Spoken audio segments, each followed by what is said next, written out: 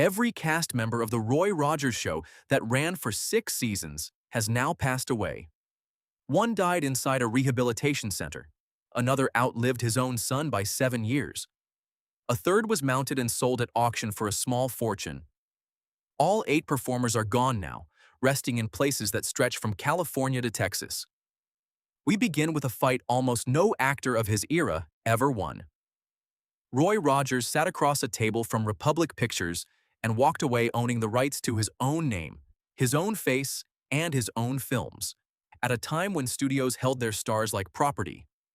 That single victory built an empire of merchandise, comic books selling 2 million copies of every issue, more than 2,000 fan clubs scattered around the world, costumes and toy pistols in the hands of a whole generation of children. No performer outside the Disney studio sold more lunchboxes, holsters, and bedspreads to American families in those years. On screen, he was simply himself, the white-hatted rancher who rode Trigger through Mineral City and always won clean. Behind that white hat lay a childhood of real hunger. Born Leonard Franklin Sly in Cincinnati in 1911, he grew up in a small Ohio town called Duck Run, quit high school after 2 years to work in a shoe factory, and drifted west during the Depression as a migrant fruit picker. Music finally pulled him out of the orchards. He founded the singing group the Sons of the Pioneers, watched their record Tumbling Tumbleweeds climb to #1, and signed with Republic Pictures, where the studio renamed him Roy Rogers and crowned him King of the Cowboys. Across 13 years, the studio built close to 40 films around him and a golden horse, and during the Second World War, he toured for the troops and sold millions of dollars in war bonds from the saddle. A radio program carried his voice into American living rooms every week for more than a decade, and a daily comic strip pushed his name across the newspapers. The marriage that defined him began on the last night of 1947, when he wed Dale Evans at a ranch in Oklahoma. That union held for roughly 50 years, through the births and adoptions of a house full of children and through the deaths of 3 of them. His first wife, Arlene, had died of an embolism about a week after their son arrived in 1946, leaving him 3 young children to carry into the life he would build with Dale. Fame did not fade when the cameras stopped. Roy and Dale opened a museum to their own lives, first in California and later in Branson, Missouri, and they sang gospel songs alongside Billy Graham at crusades across the country. At the age of 80, decades after the singing Western had died around him, Roy returned to the music charts with a duet called Hold On Partner, and in 1988, the Country Music Hall of Fame opened its doors to him. Their ranch in the high desert of Apple Valley became the place where they would both grow old and the place where they would both be buried. His end came quietly and grandly at once. Roy Rogers died on the 6th of July, 1998, at the age of 86, of congestive heart failure in his home in Apple Valley, California. The funeral matched the man, a Western service at the Church of the Valley, the Sons of the Pioneers singing him out, his body carried to the grave in a glass-enclosed hearse from 1898 drawn by a single Clydesdale, trailed by mourners dressed in frontier clothes.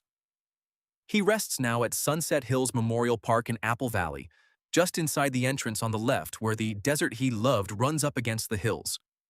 The boy who once picked fruit to eat had become the one cowboy who owned his own name, and he kept it to the very end. Our second story belongs to a woman who buried 3 of her children and turned each grave into a book. Dale Evans lived a public life of unshakable faith, yet that faith was forged in losses most people could never carry. Her only child with Roy, a daughter named Robin, was born in 1950 with Down syndrome and a failing heart, and she died 2 days short of her 2nd birthday. Out of that grief came her book Angel Unaware, which changed how a nation spoke about disabled children and led one training center to take her name. She played herself, the cafe owner and cowgirl who rode buttermilk and stood beside Roy as a full partner. Long before the fame, her life was already hard. Born Frances Octavia Smith in Uvalde, Texas, in 1912, she eloped at 14 and had a son at 15, then found herself abandoned and singing for a living as a young mother in Memphis. 2 more marriages came and went before Hollywood found her, one of them to a band arranger, and neither produced a child. A boss overheard her humming in the office and pushed her toward a local radio show, and a station manager handed her the name Dale Evans because it was short and easy to remember. Hollywood, when it came, only made the wound deeper. The studio at 20th Century Fox sold her as a single ingenue and passed her own son off in public as her little brother, a lie she was made to carry for years. Grief did not end with Robin. Dale and Roy adopted and fostered children to fill the house, and then heartbreak returned twice more. Their daughter Debbie died in a church bus crash at the age of 12 in 1964. The following year, their son Sandy died while serving in the army in Germany. Each child became another book, Dearest Debbie and Salute to Sandy, written by a mother who refused to let any of them be forgotten. She gathered a household of children from different corners of the world, and she counted every one of them as fully her own. Faith carried her work as much as it carried her grief. She wrote more than 20 inspirational books, performed in hundreds of shows for American troops, hosted her own program on a Christian network, and entered the Cowgirl Hall of Fame in 1995. Among those pages was Happy Trails, which she scribbled on an envelope and handed the world as a song it still hums. Another of their numbers, The Bible Tells Me So, carried that same faith onto the record charts. Roy died before her, and she followed him by less than 3 years. Dale Evans died on the 7th of February 2001 at the age of 88, of congestive heart failure in Apple Valley, after a stroke and a failing heart, surrounded by a family grown to 6 children, 16 grandchildren, and more than 30 great-grandchildren. She lies beside Roy at Sunset Hills Memorial Park in that same Apple Valley ground. The Queen of the West that America watched was, in private, a mother who buried 3 children and wrote her way through every grave. Third comes a face that millions of Americans once called the handsomest in the country, dying unnamed in a charity hospital for forgotten actors. That was the long arc of Reed Howes. In the early 1920s, his features sold shirts and detachable collars in the famous Arrow advertisements drawn for the whole nation to see, and one film studio billed him outright as America's handsomest man, promising audiences 8 pictures built around his looks. The drawn Arrow figure he modeled grew so famous that the fictional character received bundles of fan mail from women who had never once met him. He appeared as a recurring lawman of Mineral City, a worn face of authority at the story's edge. His beginnings read like invention. Born Herman Reed Howes in Washington in 1900, he served in the Navy in the last months of the First World War and captained the Pacific Fleet swim team. While studying at Harvard in 1919, he pulled 2 drowning people from the surf at a beach in Maine. Modeling found him, fame found him, and for a few silent-era years he co-starred with some of the most famous actresses alive. Among his leading ladies were some of the brightest stars of the silent screen, and for a short while the studios spoke of him as the next great romantic lead. Sound destroyed all of it. When microphones arrived, the studios decided his voice and his acting could not carry a leading man, and the handsomest face in America slid down the bill into anonymous villains in cheap westerns, year after year, until failing health forced him to stop altogether. He married 3 times across those decades, to Lillian Peachin, to Catherine Tabor, and to Mary Donovan Howard, though the public record keeps little of those private chapters. The long decline ended where many discarded actors ended. Reed Howes died on the 6th of August, 1964, at the age of 64, inside the Motion Picture Country Home and Hospital in Woodland Hills, the industry's own charity refuge where he had been confined for months. He lies at Fort Rosecrans National Cemetery in San Diego, a Navy man returned to a military grave above the Pacific he once swam. The face advertised as the handsomest in America died a nameless heavy and was buried as a sailor, which may be the truest title he ever held. Behind the grinning sidekick who made children laugh hardest stood a decorated combat veteran. Pat Brady enlisted in 1944, rode into Europe as a tank crewman in Patton's Third Army, and fought through the frozen chaos of the Battle of the Bulge. 2 Purple Hearts came home with him, and so did a drinking problem that would shadow his career and his family for the rest of his days. He was the red-haired comic relief, forever chasing the runaway Jeep Nellie Bell and hollering for the brakes to catch. Show business was in his blood from the cradle. Born in Toledo in 1914 to vaudeville parents, he stood on a stage at the age of 4, learned the bass fiddle, and met a young singer named Leonard Sly who would soon become Roy Rogers. Before the war, he had already clowned through Roy Rogers' pictures as a camp cook named Sparrow Biffle. When Sly left the Sons of the Pioneers for stardom, he handed Brady his own seat in the group, and the brakeless Jeep and the cry of "Whoa, Nellie Bell" became his signatures for a generation of children. The honors that followed never quite reached him. His old group earned a star on the Hollywood Walk of Fame and a place in the Hall of Great Western Performers. Yet those tributes named the original members and left Brady off the roll, a quiet omission for a man who gave them years of music and comedy.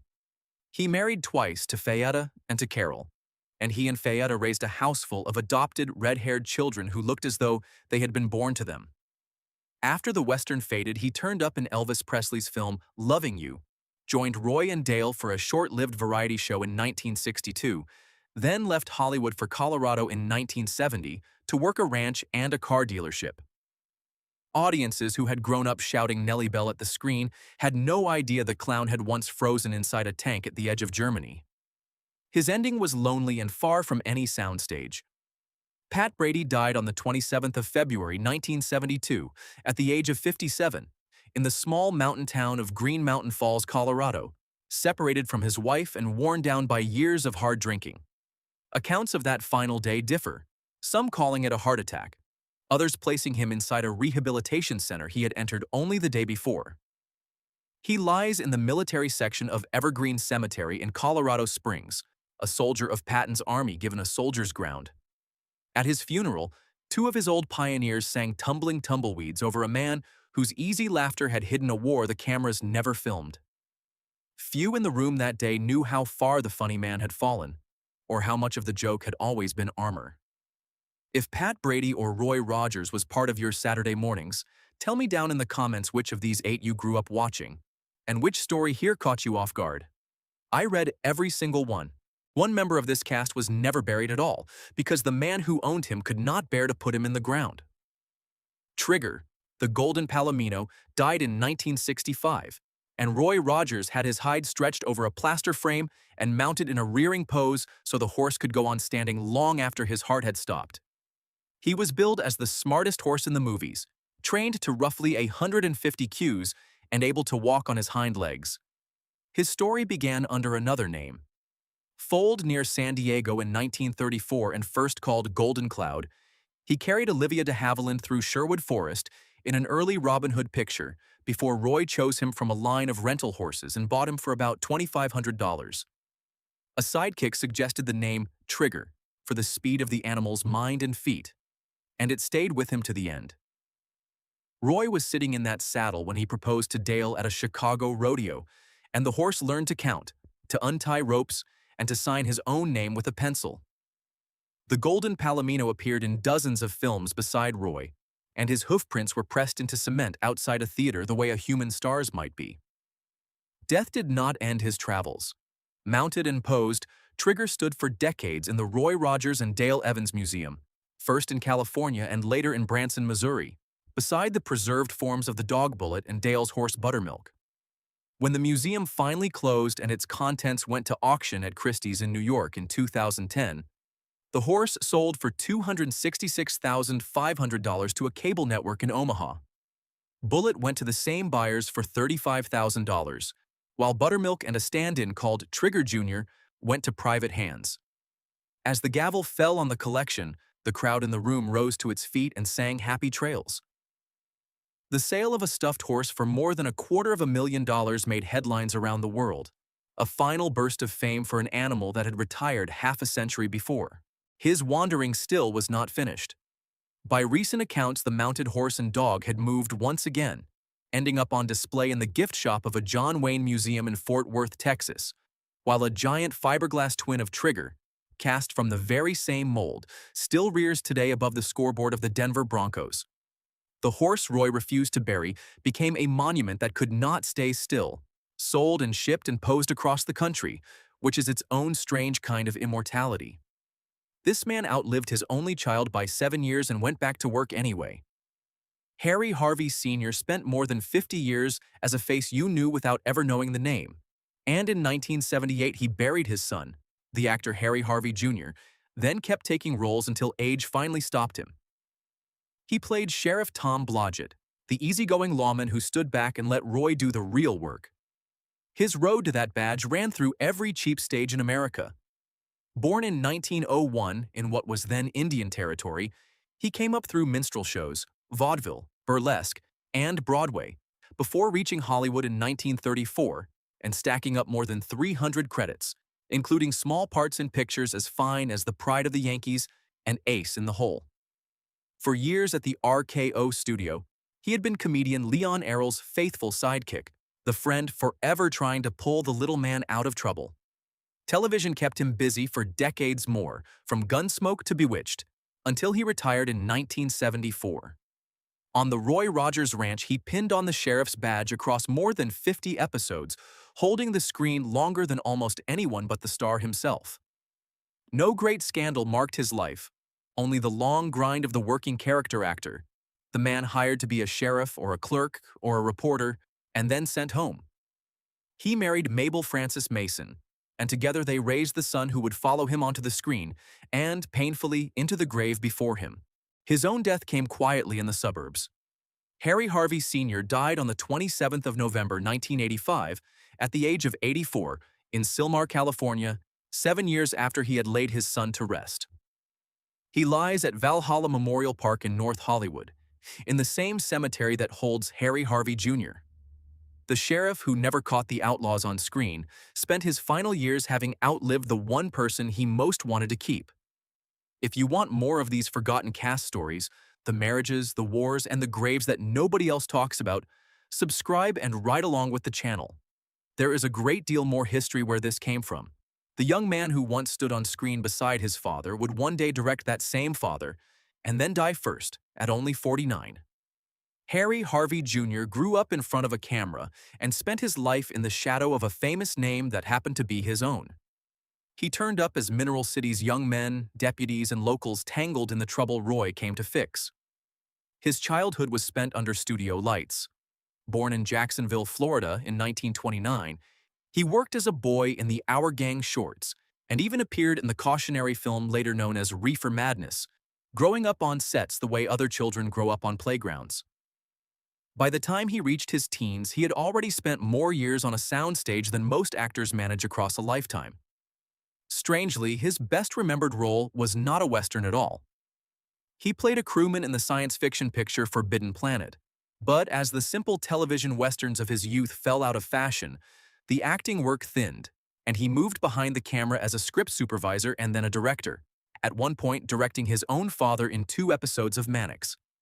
His last on-camera role came in 1967, and his final credit of any kind was as a writer on the film Convoy, released the very year he died. Marriage and children never came for him, and he stayed single to the end. His final chapter came too early and remains largely unexplained. Harry Harvey Jr. died on the 8th of December 1978 at the age of 49 in Panorama City, California, with the cause never made public. He was laid to rest at Valhalla Memorial Park in North Hollywood, in the ground that would receive his father 7 years later. The child who grew up on camera and the father he once directed lie now in the same cemetery, reunited in the one role neither of them ever chose. Our final name belongs to a man you have seen a dozen times without ever once knowing his face. Howard Negley spent decades as a working extra and bit player, turning up in some of the most famous films Hollywood ever made, and yet his own grave cannot be found today. He played Mineral City men of every kind, the banker Henry Hawkins one week, the schemer Sam Gardner the next. His resume hides in plain sight. Born in 1898, Negley moved through small, often uncredited parts in pictures that became history. Among them, Sunset Boulevard, The Day the Earth Stood Still, Shane, and North by Northwest. Millions have watched him without ever once learning who he was. Directors used him as a dependable face to fill a courtroom, a newsroom, or a crowd, never a name on the poster, only a presence in the frame. The ending is mostly silence. Howard Negley died in 1983 and the public record keeps almost nothing of it. No clear date, no cause, no city, only the work he left behind. The grave records say his resting place is unknown, marked simply as somewhere in Texas, a final address that may never be confirmed. That face, which filled some of the greatest films ever made, vanished into an unmarked corner of the country, and this channel will not pretend to know what no one can prove.